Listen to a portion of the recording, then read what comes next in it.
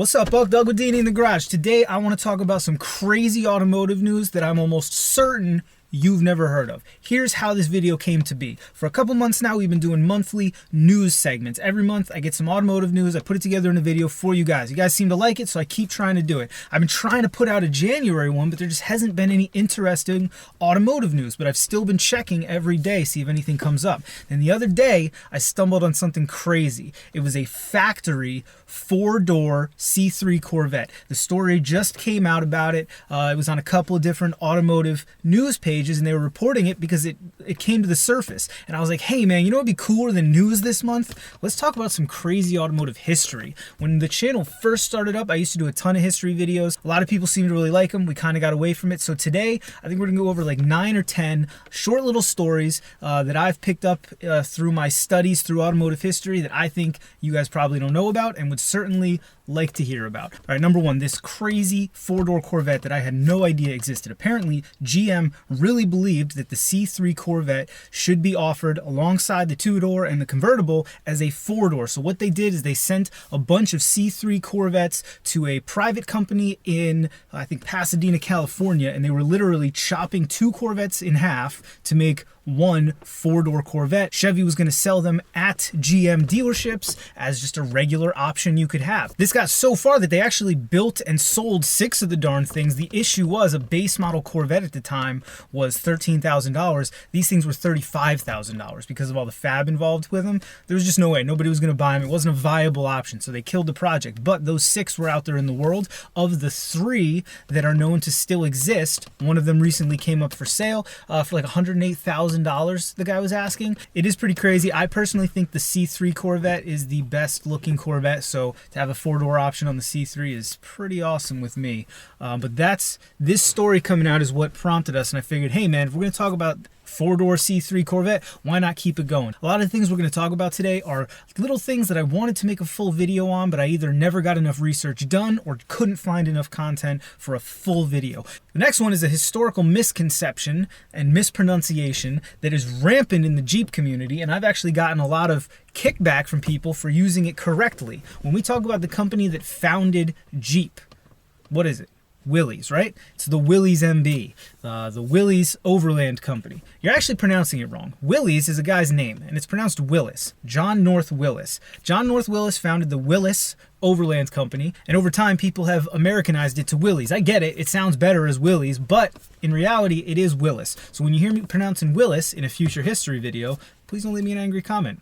I'm doing it right, and you're just kind of being ignorant. The next one I want to talk about is just an odd trend from when I was a kid that I don't think anybody is unaware of, but I also don't think anybody really puts the time in to realize how widespread it was or how weird of a trend it was. All right, I grew up in the 90s, born in the late 80s, and automakers in the 90s loved to partner with clothing companies, right? The most common one that you'd think of is either the Subaru with LL Bean or Ford with Eddie Bauer. Now, the reason I find this kind of weird is because in a lot of cases, not every case, but in a lot of cases, there wasn't really anything being added to the vehicle by being, I don't know if you want to say sponsored or partnered with this clothing company. Like, I remember the LL Bean edition. I think they put the LL Bean edition on like the up trim level anyway, but it wasn't like things were exclusive for that trim level. And I think it just said LL Bean on the seat. Like, I don't even think the seats were any nicer. Now, there's actually a ton more of these, and some of them I was aware of subconsciously, and some of them I had no idea. One of them that I knew of was the Jeep with Orvis. They didn't sell very many of these. In the United States, they made an Orvis Grand Cherokee,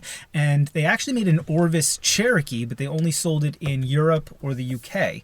And these are actually pretty wild. I would love to get my hands on an Orvis Grand Cherokee. You guys may remember Matt from Bleep and Jeep actually had an Orvis. That's the one he tied the rope to the tree and kind of senselessly destroyed it. Another one that I had absolutely no idea. Apparently Mercury partnered with Nautica to make a Mercury Villager Nautica. I don't really know who benefits there. Like, does Nautica really want to be associated with a Mercury Villager? Do people buying Mercury Villagers want to buy them more? Or do people buying minivans want to buy one more if it's sponsored by Nautica? I don't know. I found that one kind of weird. Buick actually sponsored with Joseph Abboud, who is like, I guess, a suit designer. I actually had to look him up, if I'm going to admit to you, for their Regal. These are actually crazy nice because, first of all, it's a supercharged Regal. I don't understand why they didn't call it the Grand National, but whatever. They called it the Regal Joseph Abboud. And Super nice leather seats, leather trim. I do get that one because the Regal is supposed to be an up-class vehicle, and so you're making it all nice. Similarly, Lexus and BMW actually teamed up with Coach and Louis Vuitton respectively. They had like a Coach version of the Lexus RS that came with Coach baggage, like luggage. BMW did the same thing with Louis Vuitton. That one makes sense. At least the consumer's getting something a little more for paying extra for this version of the car. Like those, not that I have any interest in them, but I get that makes sense. At least you got something. Like the Eddie Bauer and LL Bean, they looked cool, but it was really just an appearance package at that point. You didn't really get very much for them. And then as far as I can tell, the very last one in 2002 and 2003, Chevy teamed up with North Face to put out the North Face Avalanche. The one that surprises me that doesn't exist is Carhartt. Why did Carhartt never team up with a truck company, make the Carhartt F-150, give me some good Carhartt seats, put a bunch of stuff in it for guys getting work done? I think that would sell like crazy. Same thing with maybe like Dickies or Schmidt. I love Schmidt pants. Those are my go-to. They always fit just right. I just think that's such a crazy 90s thing, and I don't know that we'll ever see it again. It's weirdly gaudy. I don't know if that's the right word to be using. I don't think it's something that'll ever happen again. I guess I could be wrong. Let me know what you guys think about it, if you owned any of them. I'm pretty sure we owned an LLB and Subaru when I was a kid. I knew plenty of people that owned Eddie Bauer Fords. I think they only did the trucks, right? You get an Eddie Bauer Bronco, you get an Eddie Bauer Explorer, maybe an Eddie Bauer F-150. I'm not sure. You guys let me know. Next thing I want to talk about is something really crazy that I stumbled on. I had no idea. Walter P. Chrysler, the guy who started Chrysler, before he started his own car company, he was very involved in the automotive industry. He was kind of a guru, and he would go around from company to company, and if a company was struggling, he would go to that company and take over their books, whatever, get them started again. One of the companies that he did this with in 1920 is the Willis Overland Company. Now the reason this is interesting is because the Willis Overland Company would be bought by Kaiser, then it'd be bought by AMC, and it would finally be bought and saved by the company that Walter P. Chrysler would go on to create. So before Chrysler or Jeep ever existed, Chrysler saved Jeep. I think that's pretty interesting. GM Quadrasteer. Now, a lot of people probably do know about this, but I just kind of want to highlight that it never came back. Never came back. From between 2002 and 2005, you could get a Silverado, a Sierra, a Suburban, or a Yukon with four-wheel steer. That's what GM's Quadrasteer was. The back wheels would kick out either 15 degrees or 12 degrees if you were in tow mode, in the opposite of the front wheels at low speeds when you were backing up. So you'd turn your wheel all the way and you'd be at the lock, and if you held it there, your back wheels would kick out to give you a little bit extra turning. Great for trailering, great for fifth wheel type stuff. Apparently anybody who drove it absolutely loves it. So you got a Dana 60 back there, and it just gives you this little tweak to help you make that extra move. Got a horse trailer or something, gooseneck. I can see that would be totally useful. I don't understand why they didn't continue doing it, or at least have it as an option. I couldn't find anybody to suggest, oh, it was plagued with problems, it always broke. I didn't see that. And everybody, all the reviews of it, people loved it. So I'm not really sure why they didn't keep it around, but they didn't. So here's another story that I had to really chase down to get to the truth of it. A lot of people like to say that GM built cars for the Nazis during World War II because they owned the Opel plant. Well, here's the gray area. GM owned Opel before World War II. Opel, if you don't know, is GM's wing over there in they're a German automaker that, or are they Austrian? I think they're German. I think Opel's German. We're getting off track here. They're a German automaker that GM acquired. They owned them before World War II. They owned them after World War II. Opel made vehicles for the Nazis, ergo GM profited from blah, blah, blah, blah, blah. And there's like a lot of stories out there. It'll be like, GM made cars for the Nazis, and then they just barely explain it at all. But essentially the reality of that situation is Opel just stopped reporting to GM. They were taken over by the Nazis. Everything was socialized during World War II by the Nazis in Germany. I wonder if this video is going to get demonetized because I just said Nazis a bunch of times.